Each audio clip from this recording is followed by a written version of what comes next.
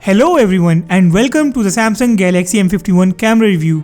Before we begin, it is my humble request to all of you, please subscribe to my channel and press the bell icon. Also, if you find this video useful at some point, do hit the like button too. Alright, the M51 came out a few weeks back. This phone is not only a battery powerhouse, but it also offers a very decent camera setup. The 4 cameras at the back of the Samsung Galaxy M51 include a 64 megapixels main Sony IMX682 sensor. The remaining camera details are on your screen. The front camera is a 32 megapixels Sony IMX616 sensor. This phone is using the image processing of the Qualcomm Snapdragon 730 chipset. When you open the camera app, it welcomes you with the typical Samsung One UI camera app with the ultrawide and the zoom options appearing on the screen. The dedicated 64 megapixels option resides in the resolution options at the top. This phone has its live focus, the dedicated macro camera, panorama, food, night mode, slow-mo, and the hyperlapse under the more tab.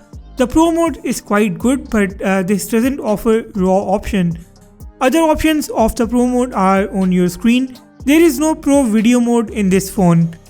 For the videos, this phone can do 4K at 30 frames per second or 1080p at 30 frames per second for both the front and the rear cameras. This phone has EIS for all the resolutions.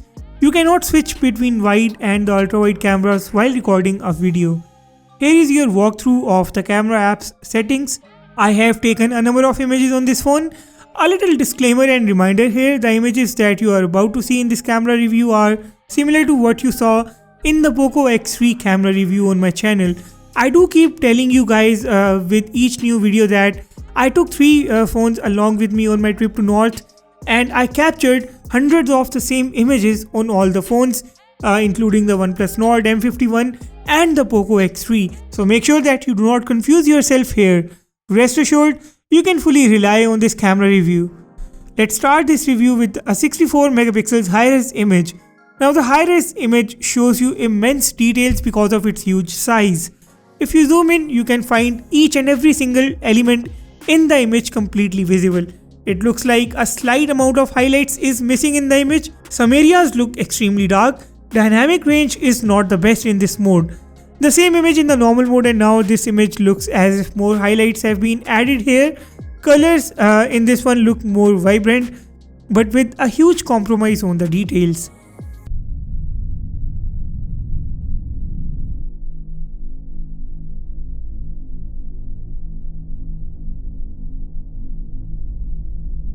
The 64 megapixels and the 16 megapixels normal images side by side for you to clearly spot the difference. There is a great lack of dynamic range on the left side, while the image on the right side looks perfect.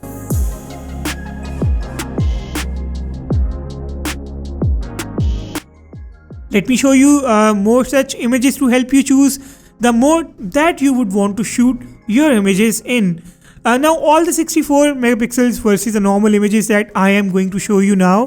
The only major difference that you will find between these images would be in the details.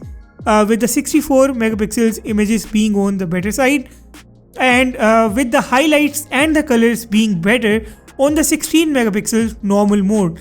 Pixel winning cameras are very good when it comes to performing in the low light, and the Sony sensor that we have on the Samsung Galaxy M51 performs way better than the Samsung's GW1 sensor which we saw in the Samsung Galaxy A71. We will verify this further in our full camera comparison of the Samsung Galaxy A51 versus the Samsung Galaxy A71. But for now, the M51 is producing very good result for these images here. M51 consistently produces a cooler tone, and that's because of the Sony sensor along with the Snapdragon chipset. If you take a look at this 64 megapixels versus the normal image, look at the background. The normal image shows the sky clear. Everything looks appropriate in the normal image on the right side, but on the 64 megapixel side, the top right corner of the image has the sky completely washed out. So yeah, on the M51, your best bet is to shoot the images in the normal 16 megapixels mode. Let me show you some more normal images now. What I don't like about this camera is that a slight amount of shake while capturing an image can completely blur some elements. You need to have your hands super steady even while capturing the images. Although I'm finding the indoor and the outdoor performance of this camera quite good, but it can do weird things in the bright conditions, especially when it loses its ability to control the highlights. It can be a concern for the mobile photographers.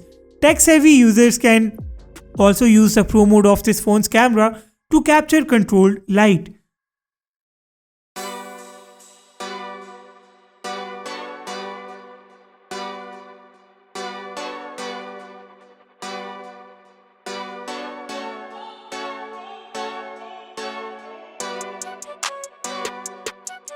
Here are two images to give you an idea about the depth of field captured by this phone.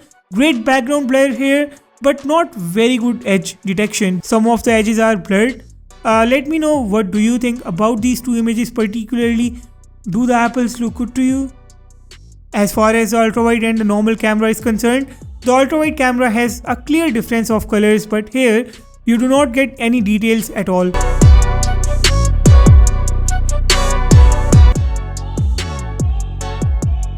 The ultrawide camera gives a very amazing look to everything in the frame. Here is your look at an ultrawide versus a 64 megapixels versus a normal image of mine, and you guys have to tell me which image look are you finding the best.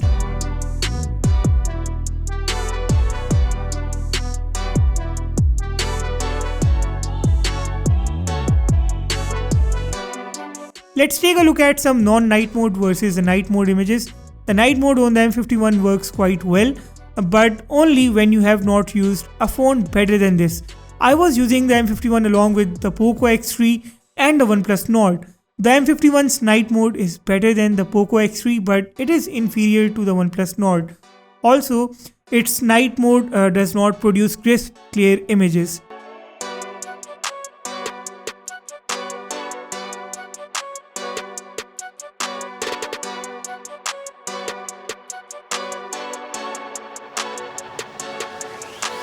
The macro camera on the phone works in a strange manner. To capture the super clear images, you have to maintain an appropriate distance from the subject. Getting too close or being a bit away will make the subject look blurry, as you are seeing on the screen right now. It was a bit hard for me to capture a good macro image on this camera. Usually the macro images come out very good, but I am not sure what went wrong with the Samsung Galaxy M51. Let's take a look at the front camera now. The front camera is a 32 megapixels shooter and it can take amazing selfies. Edge detection is amazing, the skin tone is close to natural, and the details are quite good too. Honestly, I liked its front camera result a lot. M51's live focus, which is actually the portrait mode, works quite well too. This is how good your images are going to be when capturing the live focus mode. Check the background blur. There is a great depth effect here.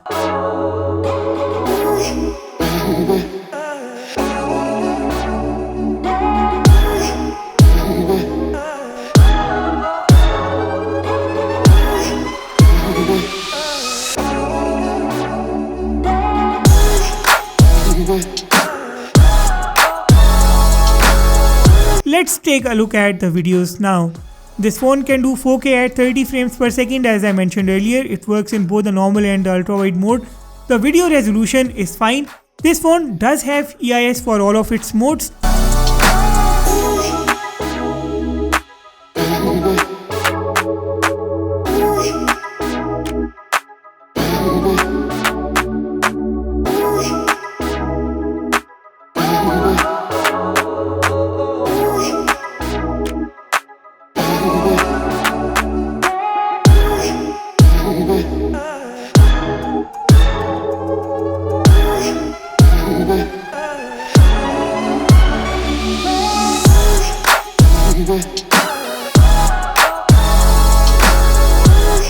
The 1080p mode works in the normal and the ultra-wide mode too.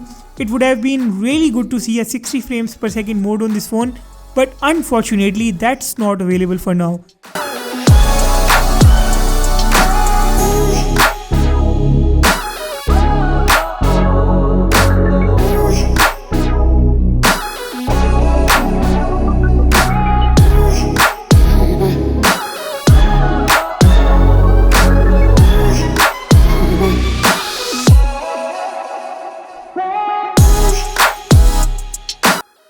phone's front camera can also do 4K at 30 frames per second.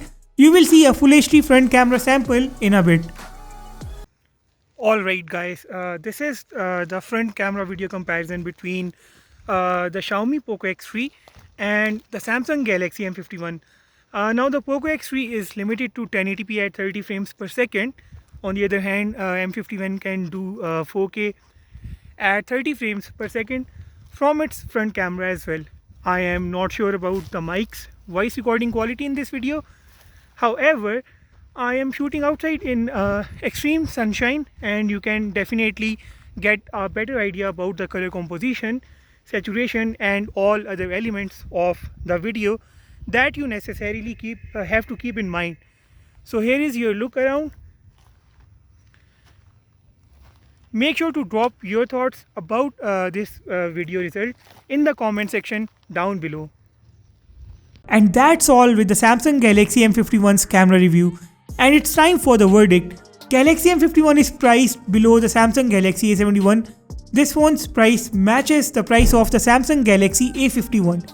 If I compare it to the Samsung Galaxy A51, it is a device with a far more better camera than the Samsung Galaxy A51. And if we compare it to the OnePlus Nord, the Nord has a superior camera, and you will see that in my camera comparison of the Samsung Galaxy M51 versus the OnePlus Nord, which is all set to come out in a few days. Camera is not the main selling point of the Samsung Galaxy M51. It is in fact this phone's big 7000 mAh battery. So if you want a phone with a good camera and a battery that will never end while you do your photography thing for long hours, the M51 is definitely the phone that you want. Do share your thoughts about this phone's camera and this video in the comment section below. If you liked this video, thumbs up, and if you loved it, do hit the subscribe button. With that said, I will sign off and see you all in the next video.